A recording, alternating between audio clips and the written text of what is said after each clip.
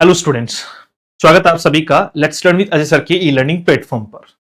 मध्य प्रदेश शिक्षक वर्ग 2 इंग्लिश पात्रता परीक्षा 2026 बात कर रहे हैं एक नए कैलेंडर अपडेट को लेकर जो एमपीईएसबी ने कल शाम को किया है।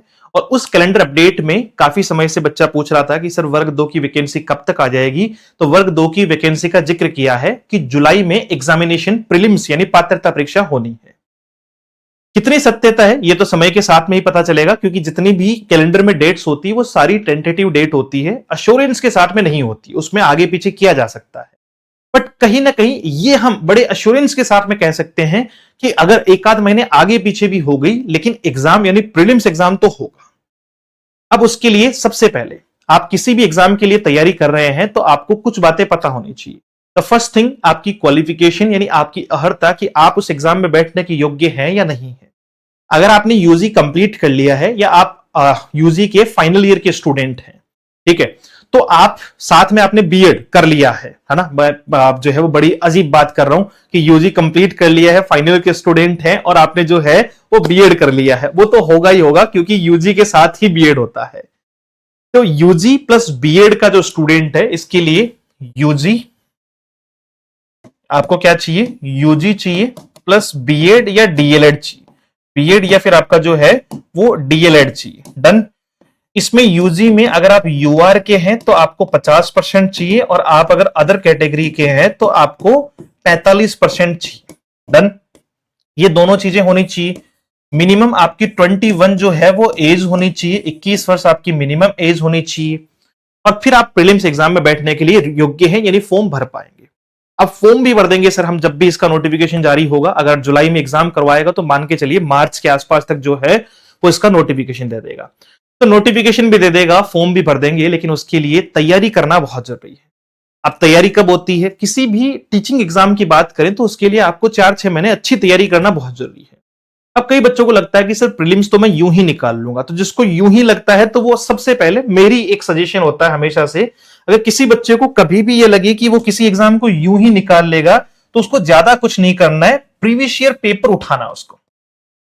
ठीक है, प्रीवियस ईयर पेपर जो है वो उठा लेना है कि अगर पिछली बार जो है वो पेपर हुआ था, चाहे वो 2 साल पहले हुआ हो, 5 साल पहले हुआ, कभी भी हुआ हो, उस पेपर को एक बार लगा के देख लेना है। लगा के का मतलब उस पेपर को कंप्लीट करके देख लेना है। अगर उसमें आप 150 क्वेश्चन में से लगभग जो है वो 100+ क्वेश्चन ठीक कर पा रहे हो तो आप यूं ही निकालने के योग्य हो कि थोड़ी बहुत तैयारी करूंगा और निकाल लूंगा। लेकिन मैं रियलिटी बता रहा हूं, किसी भी पेपर को उठा के देख लेना, एग्जाम के पेपर को, उसमें बच्चे का जो स्कोर होता है वो 30-40 नंबर का होता है। तो वो यूं ही वाला कोई कॉन्सेप्ट नहीं है। ग्रामर भी अच्छे लेवल की आती है, पेडागोजी भी अच्छे लेवल की आती है। तो सबसे पहले प्रीवियस ईयर पेपर जरूर देख लेना अगर किसी को यूं ही निकालने की इच्छा हो। और किसी को यह चाहिए कि साहब क्योंकि पात्रता निकलेगी तभी तो मुख्य परीक्षा में बैठ पाएंगे, तो पात्रता यानी प्रीलिम्स एग्जामिनेशन की बेहतरीन तैयारी करनी है कि भाई इसको साथ साथ में करूं और साथ साथ में आधे पौन घंटा जो है वो 1 घंटा में डेली का मेंस को भी देता रहूं, ताकि साल भर में अच्छी तैयारी हो जाए, मेरी सारे सब्जेक्ट मेरे 2-2 3-3 बार रिवाइज हो जाए, मजा आ जाए। तो उसके लिए ये है कि तैयारी करो, अभी से शुरू करो। 4 महीने 3 महीने पहले भी कर दोगे कुछ नहीं बिगड़ेगा। नोटिफिकेशन आए उससे पहले कोर्सेज कंप्लीट करके रखो, अपने आप को फुलफिल करके रखो कि नोटिफिकेशन आने के बाद जनता कोर्स कर रही हो और हम रिवाइज कर रहे हो, रिवीजन कर रहे हो या फिर टेस्ट लगा रहे हो। सीधा सिंपल कॉन्सेप्ट है। तो इसके लिए सबसे पहले आपको चाहिए होगा कि आप एक अच्छी स्ट्रेटेजी बनाएं, सिलेबस देखें और स्ट्रेटेजी बनाएं कि क्या सिलेबस है, मुझे कैसी तैयारी करनी चाहिए, क्या ग्रामर मेरे लिए जो है वो ऐसे ही मैं ग्रामर को तैयार कर लूंगा, वोकैबुलरी को कर लूंगा, पेडागोजी को, तो सब कुछ समझना है। तो आ जाओ फटाफट से इसकी पूरी स्ट्रेटेजी देखते हैं कि क्या क्या इसमें सिलेबस है और कैसे इसकी तैयारी करनी है। सिलेबस और स्ट्रेटेजी पे जाऊं उससे पहले ये स्लाइड आपको बहुत ज्यादा जो है वो विश्वास दिलाएगी अपने इस संस्थान पे। अभी जो मध्य प्रदेश शिक्षक वर्ग 2 का रिजल्ट जारी हुआ है उसमें इंग्लिश में तकरीबन 350 से ज्यादा हमने सिलेक्शन दिए हैं और बहुत अच्छी अच्छी रैंक्स के साथ में दिए हैं। और अच्छी रैंक्स की अगर आप बात करें, मैं ये डेफिनेटली जो है वो पूरा क्रेडिट बच्चों को देना चाहूंगा कि इसमें पूरी मेहनत बच्चों की है। हमारा जो भी योगदान है अगर वो समझते हैं तो डेफिनेटली हमने उनको योगदान दिया होगा, लेकिन संस्थान के माध्यम से या संस्थान से जुड़े होकर इन्हीं स्टूडेंट्स ने टॉप जो 10 स्टूडेंट्स हैं जिनका पूरे मध्य प्रदेश में टॉप के 10 स्टूडेंट जिनका इंग्लिश में नाम आया था, उस लिस्ट में 7 बच्चे हमारे बैच के हैं।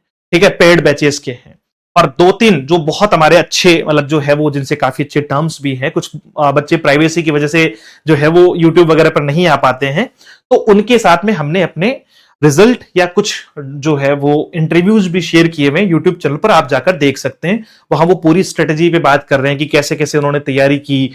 ऐसा नहीं है कि उन्होंने और भी जो है वो कुछ लोगों से सीखा है और भी कई माध्यमों से सीखा है, तो वो आप बेहतर तरीके से समझ सकते हैं। अब बात आती है इंग्लिश में कि सर प्रीलिम्स पास करने के लिए क्या करना होगा। तो प्रीलिम्स पास करने के लिए सबसे पहले हमारे पास जो सिनेरियो होगा वो कुछ इस प्रकार से होगा कि 30 प्लस 120 नंबर का जो है वो टोटल टारगेट होगा। ये 30 नंबर का जनरल पेपर है, 30 नंबर का जनरल पेपर है जो आप किसी भी सब्जेक्ट से होंगे, आपको ये 30 नंबर तो सबको कॉमन मिलेंगे, ठीक है। जिसमें से आपके 8 क्वेश्चन हिंदी के आएंगे, 5 क्वेश्चन इंग्लिश के आएंगे, 7 क्वेश्चन आपके जो है वो मैथ प्लस रीजनिंग के आएंगे, और 10 क्वेश्चन आपके कितने हो गए, 8 7 15, सॉरी 15 क्वेश्चन जो है वो आपके किसके रह जाएंगे, पेडागोजी के रह जाएंगे। क्या मैंने इसमें कुछ चेंजेस कर दिए? एक बार रुक जाओ, देखिए देख लेते हैं। 10 क्वेश्चन ही है यार ये तो। अच्छा 8 7 15 हो गए, ओके ओके। तो 15 नहीं है ना, वो हमारी मैथ इंग्लिश वालों के मैथ में थोड़ी गड़बड़ हो गई, कोई बात नहीं, अभी ठीक कर दे रहे हैं। 15 नहीं है, 10 ही है। ये 8 7 15 5 20 तो हो चुके, तो ये 10 क्वेश्चन जो है वो पेडागोजी के, 10 क्वेश्चन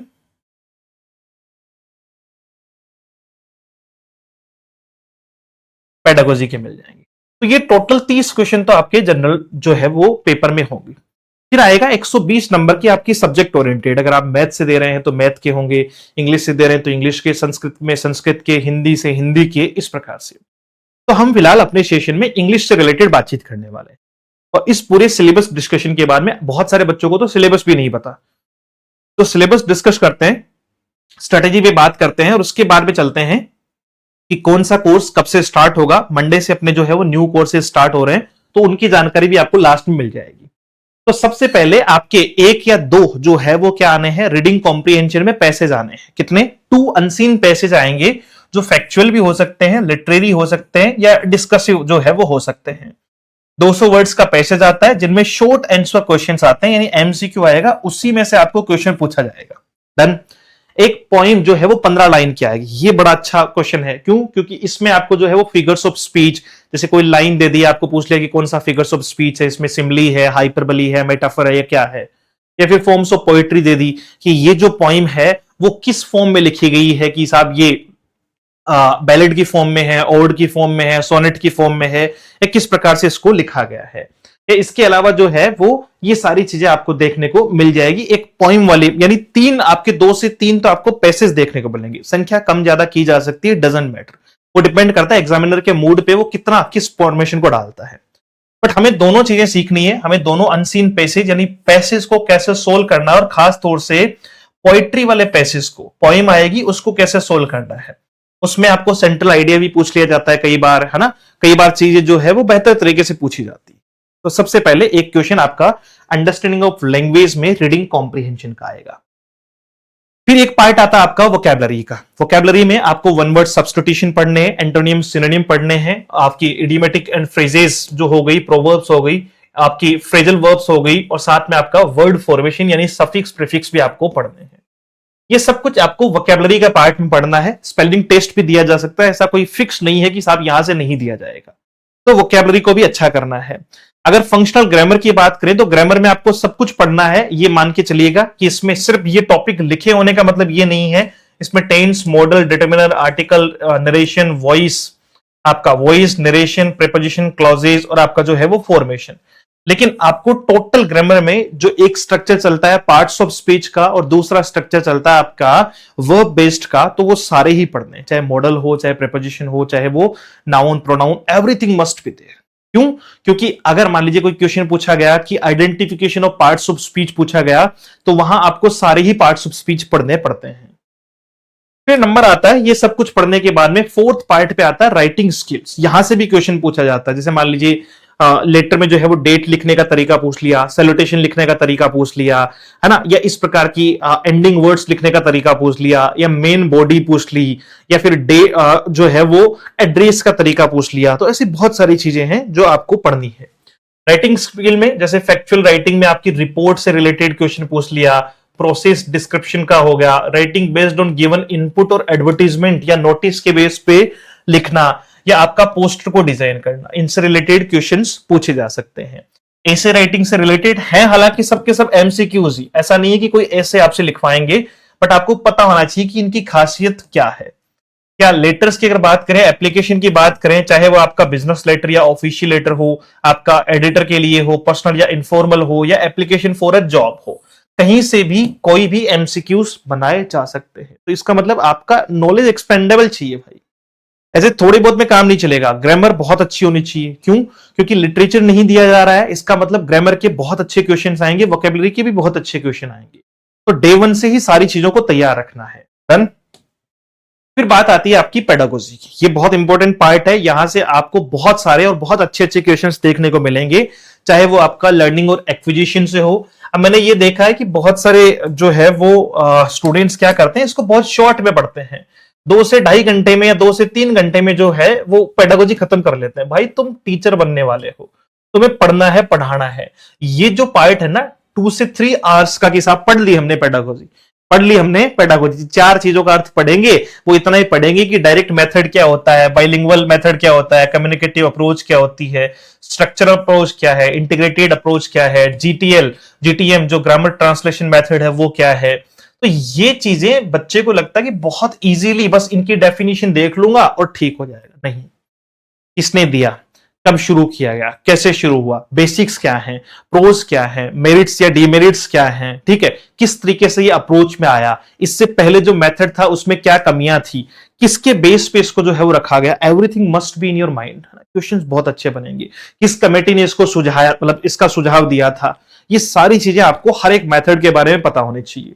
ये तकरीबन आप मान के चलें कि 40 to 50 आवर्स की क्लासेज आपको विद प्रैक्टिस देखने को मिलेगी अपने बैच में पेडागोजी की।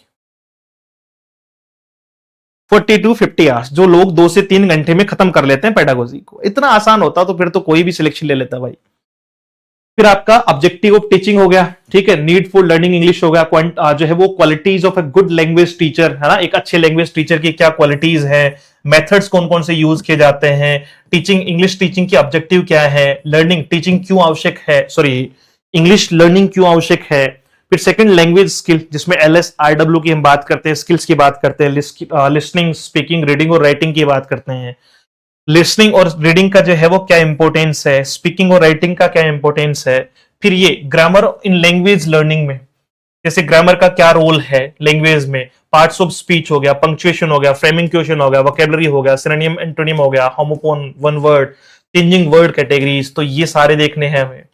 फिर टीचिंग यानी इंग्लिश लैंग्वेज को पढ़ाते हुए क्या क्या चैलेंजेस एक व्यक्ति जो है वो फेस करता है, तो वो हमें पता होना चाहिए। कि जैसे प्लानिंग और इम्प्लीमेंटेशन कैसे किया जाता है, कि प्लानिंग कैसे करनी है, इम्प्लीमेंटेशन कैसे करना है, प्रोज पढ़ाते टाइम, ग्रामर पढ़ाते टाइम, कॉम्पोजिशन पढ़ाते टाइम या पोएट्री पढ़ाते टाइम, तो ये हम लोग सीखेंगे। चैलेंजेस हम लोग देखेंगे। फिर इवेल्युएशन, आपको जो है वो इवेल्युएट कैसे करना है, लर्निंग जो है वो एनहेंसमेंट प्रोग्राम को कैसे रन करना है, एक्टिव लर्निंग मेथोडोलॉजी कैसे यूज करनी है, कंटिन्यूस, और आपका जो है वो कॉम्प्रिहेंसिव इवेल्युएशन, लगभग हर एग्जाम में CCE से क्वेश्चन पूछा जाना कॉमन है। रेमेडियल टीचिंग क्या होती है, ठीक है, इससे क्वेश्चन लगभग आते ही आते हैं। फिर टीचिंग लर्निंग मटेरियल्स जो है वो कौन कौन से हैं, जैसे सोर्स ऑफ मल्टीमीडिया है, या ये सारी, जैसे चार्ट हो गया, flash card, models, newspaper cutting, CD, radio, tap recorder, तो ये सोर्सेज की बात करेंगे। मतलब एक बच्चे को पढ़ाना कैसे है, यहां से लेकर पढ़ाने के लिए क्या क्या सोर्सेज चाहिए, इवेल्युएट कैसे करना है, परेशानी क्या आती है, जो है वो प्रोस क्या है, कॉन्स क्या है, everything must be in our mind. क्यों? क्योंकि हम शिक्षक बनने जा रहे हैं।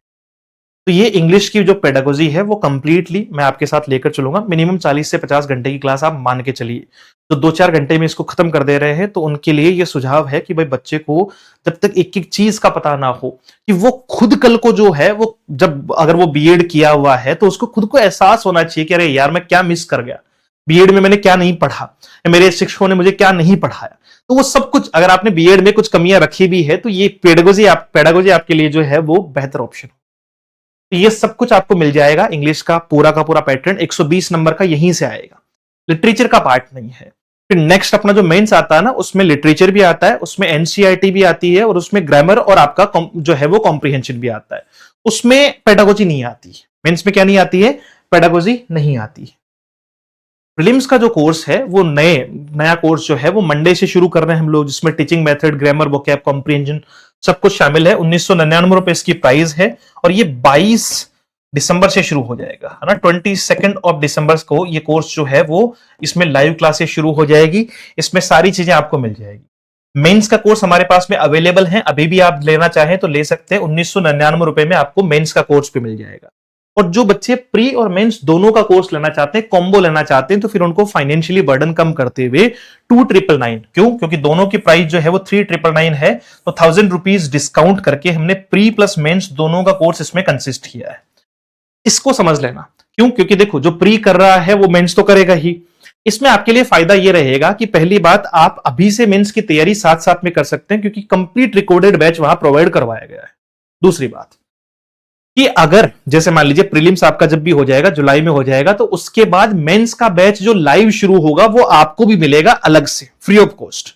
उसके अलग से कोई चार्जेस आपसे नहीं लिए जाएंगे। तो ये दो गुने फायदे में है। एक बच्चा बाद में जाके मेंस की फीस देगा, ठीक है, और एक बच्चा अभी साथ में प्रीलिम्स और मेंस में जा रहा है, तो वो अभी तो मेंस पढ़ रहा है रिकॉर्डेड फॉर्म में, और जब उसके जैसे ही मेंस की डेट आएगी या प्रीलिम्स एग्जाम हो जाएगा, तो फिर मेंस का लाइव बैच हम लोग स्टार्ट करेंगे, और वो लाइव में कंप्लीट इसको दोबारा से पढ़ पाएगा, यानी रिवीजन का रिवीजन और फायदे का फायदा।